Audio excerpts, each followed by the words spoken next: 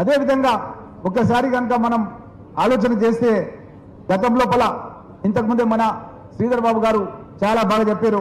25,000 కోట్ల రూపాయలు వాళ్ళు గత టీఆర్ఎస్ ప్రభుత్వంలో విదేశీ పెట్టుబడులు తీసుకొస్తే మన కాంగ్రెస్ ప్రభుత్వం వచ్చిన తర్వాత 1,70,000 కోట్ల రూపాయల పెట్టుబడులు అంటే మామూలు విషయం కాదు.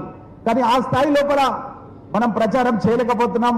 వాళ్ళేమో ప్రచారం లోపల మనను పూర్తిగా తిప్పికొడుతూ వాళ్ళు ప్రచారం చేస్తున్నారు. కాబట్టి ఇక్కడ మనమంతా కూడా దీన్ని బాధ్యతగా తీసుకోవాల్సిన అవసరం ఉంది.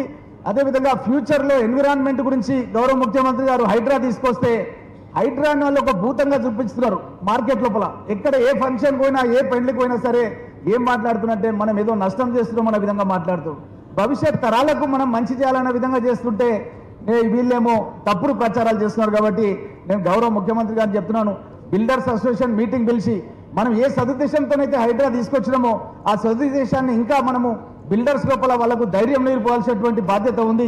ఎందుకంటే హైదరాబాద్ నుంచి 100 కిలోమీటర్ మనకు ఎక్కడ చూసినా సరే రియల్ ఎస్టేట్ అనేది డెవలప్ అవుతుంది. కాబట్టి ముఖ్యమంత్రి గారిని బిల్డర్ సమావేశం పెట్టి వాళ్ళకు ధైర్యం నూరిపోసే విధంగా మాట్లాడాలని వారిని కోరుకుంటూ